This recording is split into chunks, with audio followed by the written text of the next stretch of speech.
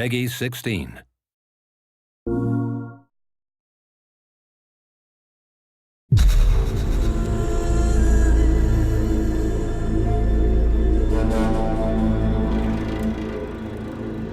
Hi, my name is Mark Norris, Senior Producer for Guerrilla Games on Horizon Zero Dawn.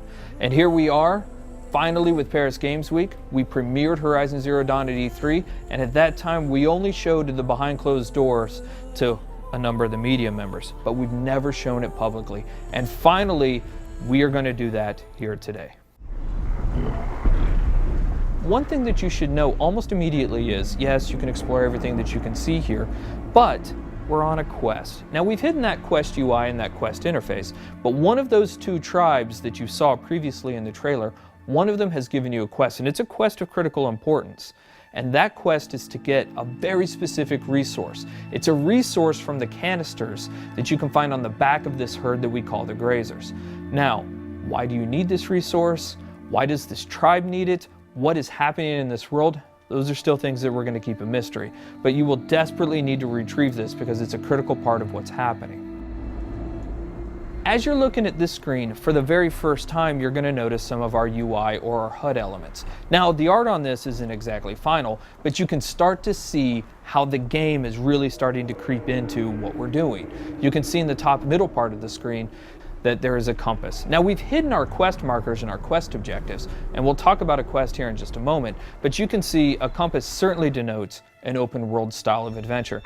In the upper right hand corner of the screen, what you can see is the very beginning of a level and an experience bar, so you can start to see the RPG elements start to seep in.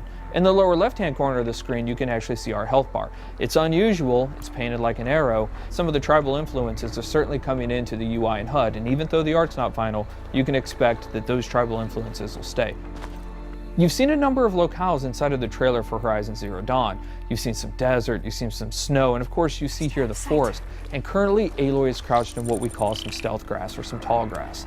Stealth plays an incredibly important part of Horizon Zero Dawn. In fact, you can see the UI element for this. Right underneath the compass is a little circle. That is in fact a stealth indicator. And so Aloy will need to wait for the right moment in order to introduce that stealth attack. Sorry, little one. So we mentioned that there are a couple of RPG elements, right? One of those things that you just saw, especially if you've got the keen eyes or if we zoom in on it, is the number 825 that just popped up. So that number 825 is incredibly important. Why? Because it denotes that there are, in fact, RPG elements hiding behind the hood. That is a damage value. We call that floating combat text, and you can see that number pop up. But now we've actually also gotten into the loot menu. Now, we've described previously how important the machine parts are to the world of Horizon Zero Dawn, but here we're showing you some of those parts. In fact, that flame coil that you can see on screen is one of the elements that's required to build explosive arrows. Now, machine parts are incredibly important. The economy, the entirety of the world of Horizon Zero Dawn is built around these machine parts. So here you can see Aloy picking up what is essentially a couple of health plants. Now, those will fill up your health if you get low, but the important thing here is actually what they represent. You will want to explore every nook and cranny of this open world. The ancient city, the tops of mountains, rivers and valleys, all kinds of settlements, because you never know what you'll find. Guerrilla's DNA is strong in Horizon Zero Dawn. We've talked about this game being an action RPG, but Guerrilla Games is really known for its action. What Aloy is going to do here, she's going to use what we call the explosive tripwire. And that is really used as a trap. It can be used as a defensive countermeasure, but it's mostly used as a preventative measure. She knows, because she spent so much time with these machines, that these grazers are incredibly skittish, that they will run off at the first sight of her or the first sight of noise. And she knows that if she's going to complete this quest, she's got to get those canisters. So for her, the best way to make sure this happens is to set these explosive tripwires down and try to find a way to force the grazers into the traps. So that's what we're going to try and do. We're going to set down a couple of these traps, and we're going to try and create a distraction.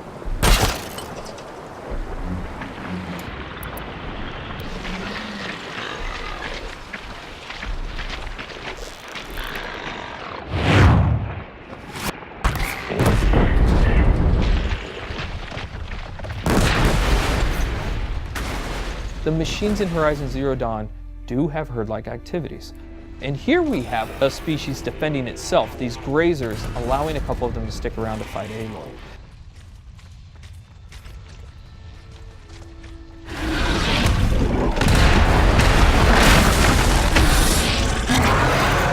This is the mighty Thunderjaw. One thing that you will immediately notice is the size differential between Aloy and the Thunderjaw. The Thunderjaw is 24 meters long and it's 10 meters wide.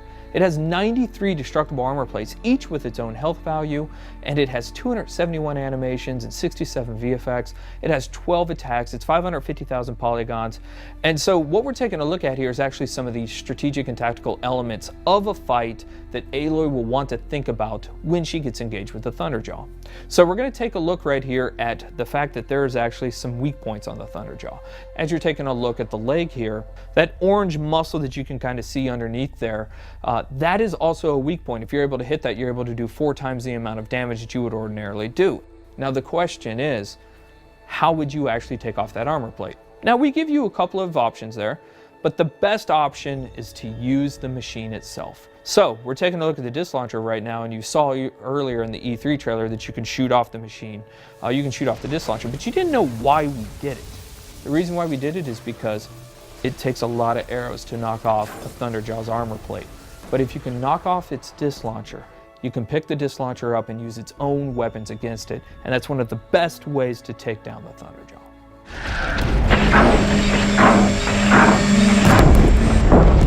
Fighting the Thunderjaw is an awe-inspiring experience. We talked previously about the fact that it has 12 attacks.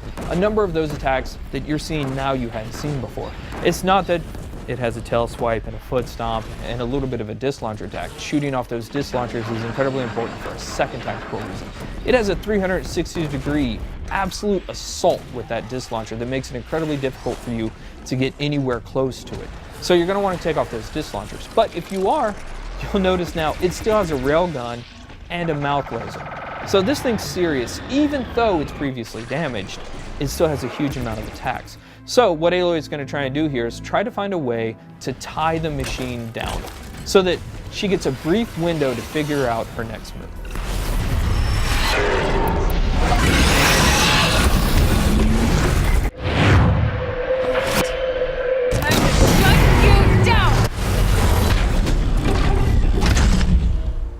So that was the playthrough of the behind closed door session of Horizon Zero Dawn. We cannot wait to show you more. We're going to show you something brand new and something huge next year. Thank you.